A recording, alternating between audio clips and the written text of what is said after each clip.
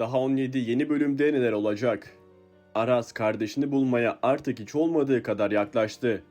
Uzun zamandır önüne çıkan engeller, yanlış yönlendirmeler ve son anda kaçırdığı detayların ardından bu kez psikolog Simge'ye kadar ulaşmayı başardı.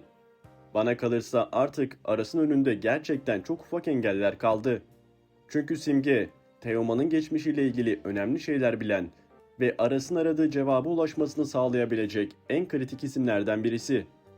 Tam da bu noktada dizimize psikolog Simge'nin asistanı Çiğdem karakteri dahil olacak.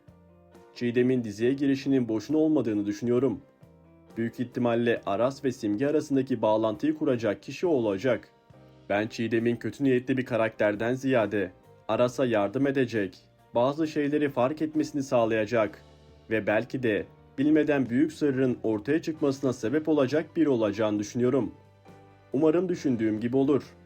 Çünkü bu karakter de Aras'ın önüne yeni bir engel çıkaracak olursa artık Aras'ın bu gerçeği öğrenmesi gerçekten zorlaşacak. Dizinin geldiği noktada Aras'ın sürekli gerçeğin ucuna kadar gelip geri dönmesi yerine artık bazı taşların yerine oturması gerekiyor. Aras ve Teoman artık gerçeği öğrensin, isteyenler videomuzu beğensin. Sayımızı herkese gösterelim. Teoman tarafında ise işler çok daha duygusal ve ağır ilerliyor. Teoman geçmişinden gelen çok ağır bir gerçekle yüzleşti. Ve bu yüzleşme onun düşündüğünden çok daha fazla etkilenmesine neden olacak. Teoman dışarıdan baktığımızda çoğu şey umursamıyormuş gibi davranan, kendi bildiğini okuyan ve duygularını kolay kolay belli etmeyen bir karakter. Ama geçmişiyle ilgili öğrendiği şeyler arttıkça bu tavrını koruması zorlaşacak. Zaten en zor anında yine kendisini Deniz'in yanında bulması bence tesadüf değil.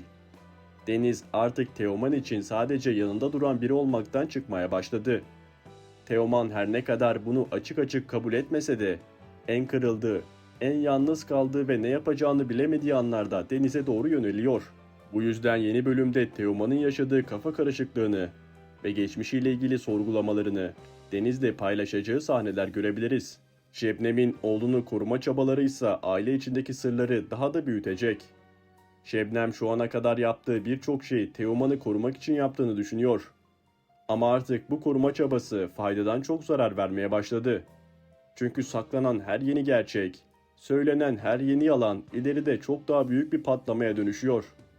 Şebnem Teoman'ın gerçekleri öğrenmesini istemedikçe Teoman daha fazla şüphelenmeye başlayacak. Aynı şekilde Aras'ın sürdüğü iz de onu artık çok daha büyük bir gerçeğin kapısına kadar getirdi. Bence 13. bölüm bu açıdan dizinin en önemli bölümlerinden biri olacak. Aras bazı şeyleri öğrenmeye başlayacak. Fakat ilk anda öğrendiklerinin doğruluğundan emin olamayacak. Çünkü yıllardır aradığı kardeşinin aslında sürekli karşısında olan Teoman olduğunu öğrenmek, Aras için kolay kabul edilebilecek bir şey değil. Teoman'ın Demir olduğunu öğrenmesi, Aras'ta büyük bir şok etkisi yaratacak. Düşünsenize, uzun zamandır peşinden koştuğunuz, bulmak için her şeyi yaptığınız kardeşiniz aslında sürekli yanınızdaymış. Üstelik aranızda zaman zaman ciddi sorunlar yaşanmış, birbirinize karşı sert tavırlar sergilenmiş ve hiçbir şeyden haberiniz olmamış. Aras'ın ilk tepkisinin büyük ihtimalle şaşkınlık ve inanmama olacağını düşünüyorum. Elinde bazı işaretler olsa bile hemen gidip Teoman'a "sen benim kardeşimsin" diyeceğini sanmıyorum. Önce bunu doğrulamaya çalışacaktır. Belki Simge'den, belki Çiğdem'den ya da geçmişle bağlantılı başka bir detaydan kesin bir kanıt arayacak. Bu da bizlere Aras'ın gerçeğe ulaştığı ama henüz tam olarak emin olamadığı birkaç sahne izletebilir. Teoman tarafında da durum çok farklı olmayacak. Teoman ilk başta geçmişine çok fazla önem vermiyormuş gibi davranabilir. Hatta benim ailem kimmiş, geçmişte ne olmuş gibi konuları umursamadığını bile söyleyebilir. Ama Teoman'ın karakterini artık az çok biliyoruz. Dışarıdan umursamıyormuş gibi görünse de içine attığı şeyler onu zamanla çok daha fazla etkiliyor. Aras'ın abisi olduğunu öğrenmesiyle birlikte geçmişte yaşanan bütün olaylara farklı gözle bakmaya başlayacak. Aralarındaki eski tartışmalar, birbirlerine karşı söyledikleri sözler ve yaşadıkları olaylar bir anda başka bir anlam kazanacak. İlk başta aralarında yine bir mesafe olabilir. Ama sonrasında Aras'la Teoman'ın arasındaki buzların yavaş yavaş erimeye başlayacağını düşünüyorum. Bence dizinin uzun süredir hazırladığı en önemli duygusal sahnelerden biri de bu olacak. İki kardeşin her şeyi öğrendikten sonra hemen sarılıp bütün sorunları çözmesi biraz fazla kolay olur. Daha gerçekçi olan, önce ikisinin de ne yapacağını bilememesi ve ardından yavaş yavaş birbirlerine yaklaşmaları. Akkaya ailesinin, özellikle Hakan'ın başı büyük belada. Çünkü diziye abi lakaplı yeni bir karakter dahil olacak.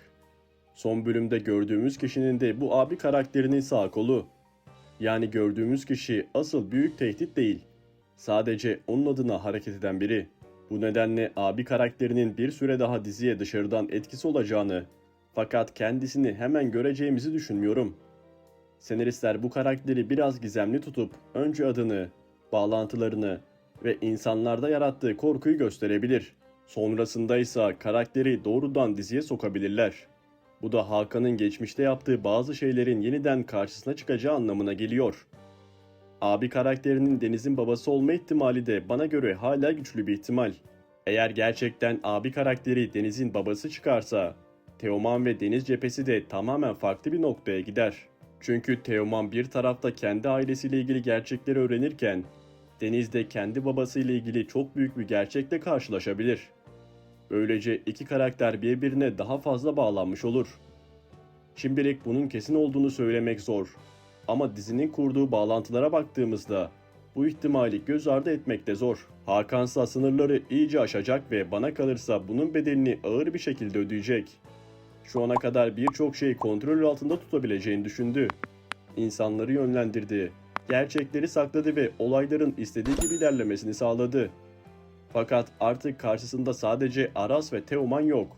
Geçmişten gelen insanlar, yeni karakterler ve kendi yaptığı hatalar birer birer önüne çıkmaya başlayacak. Abi karakterinin Hakan'la olan bağlantısı ortaya çıktığında Hakan'ın neden bu kadar tedirgin olduğunu bir kez daha anlayabiliriz. Şebnem'in de uğraşması gereken başka sorunlar var. Nuray'ın dizide varlığını daha fazla göstermesi Şebnem için ciddi bir tehdit olacak.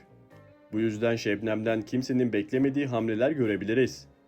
Aras ise kardeşinin peşinden koşarken Leyla'yı uzaktan izlemek zorunda kalabilir.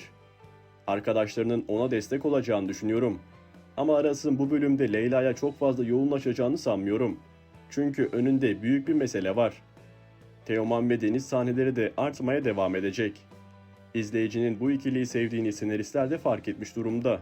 Teoman'ın en zor anlarında Deniz'in yanında olması aralarındaki bağı güçlendirecek ve bu ikili önümüzdeki bölümlerde dizinin dikkat çeken taraflarından biri olacak.